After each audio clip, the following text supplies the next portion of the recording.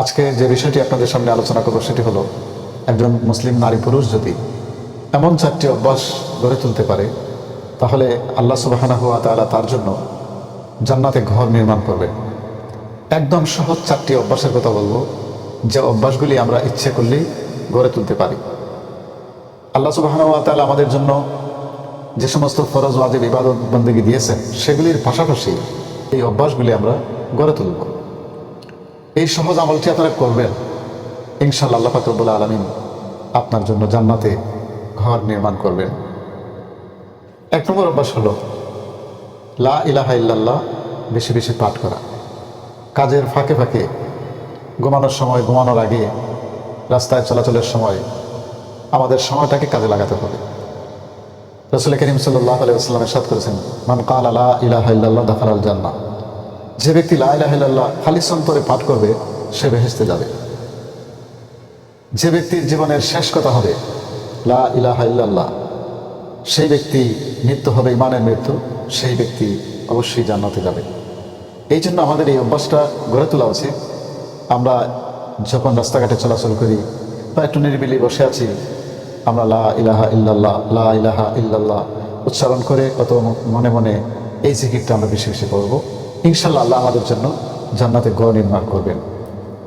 2 নম্বর অভ্যাস হলো, কোনো দুঃসংবাদ শুনলে সাথে সাথে আমাদের মুখ থেকে বের হয়ে আসবে ইন্না লিল্লাহি ওয়া ইন্না ইলাইহি রাজিউন।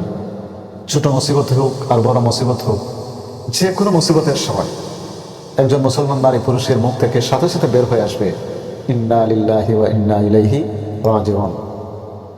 এই বাক্যটি, কালিমাটির এত গুরুত্ব, এত ফজিলত, রাসূল করিম সাল্লাল্লাহু আলাইহি ওয়াসাল্লাম ইরশাদ করেছেন, কেউ যদি তার বিপদের সময়, দুঃসংবাদের সময় এই বাক্যটি পাঠ করে, আল্লাহ সুবহানাহু ওয়া তাআলা এর চেয়ে উত্তম জিনিস তাকে ফিরিয়ে দিবেন এবং তার পরকালীন জীবন শান্তিময় হবে।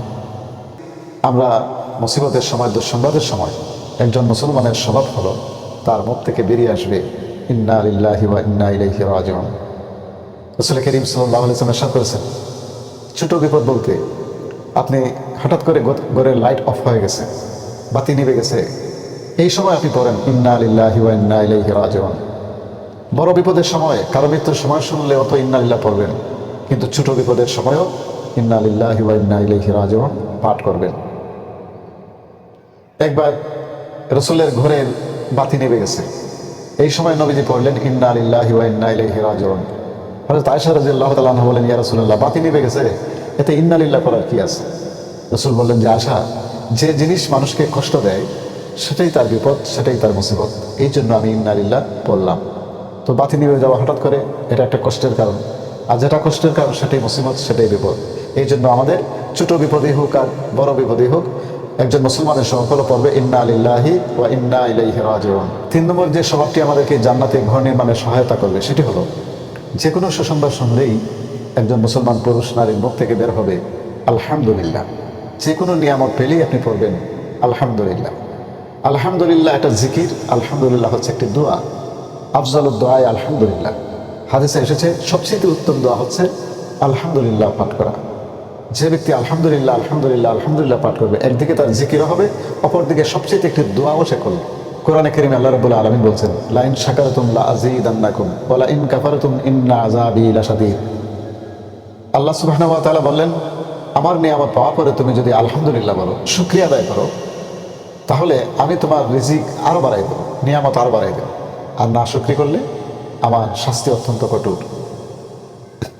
এই জন্য আমরা এই অভ্যাসটা গড়ে তুলব, যখনই একটি সুসংবাদ পাই বা যে কোনো একটি নিয়ামত লাভ করি, সঙ্গে সঙ্গে আমরা পড়ব আলহামদুলিল্লাহ। এতে আল্লাহ রাব্বুল আলামিন খুশি হয়ে আমাদেরকে জান্নাতে ঘর তৈরি করবেন। আলহামদুলিল্লাহ পাঠের আরেকটি ফায়দা হলো, যেদিন আল্লাহ রাব্বুল আলামিন হাসরের মাঠে আমাদের নেকি পরিবর্তন করবেন, সেদিন নবীজি বলছেন আলহামদুলিল্লাহ তামলাউল মিজান। আলহামদুলিল্লাহকে যখন মিজানের পাল্লা ওজন করা হবে, তখন তার মিজানের পাল্লার ওজন বেড়ে যাবে। যার পাল্লার ওজন বাড়বে, আল্লাহ সুবহানাহু ওয়া তাআলা তার জন্য জান্নাত নির্ধারণ করে রেখেছেন। ফাআম্মা মান সাকুলাত মাওয়াজিনহু ফাহুয়া ফি ঈশাতির রাদিয়া। যার নেকির পাল্লার ওজন বাড়বে, তার সুখ শান্তির জীবন শুরু হবে। এই জন্য আলহামদুলিল্লাহ আলহামদুলিল্লাহ আমরা বিভিন্ন সুসংবাদের সময় পড়ব, নিয়ামত লাভ করলেও পড়বো, অথবা এমনিতেও আমরা বেশি বেশি আলহামদুলিল্লাহ আলহামদুলিল্লাহ আলহামদুলিল্লাহ পাঠ করব।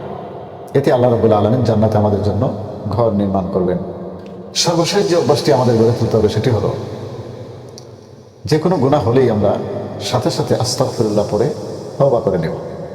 রাসূল করিম সাল্লাল্লাহু আলাইহি ওয়াসাল্লামের জীবনে কোনো গুনাহ ছিল না, অথচ তিনি দৈনিক 70 বারের অধিক আস্তাগফিরুল্লাহ আস্তাগফিরুল্লাহ পড়তেন।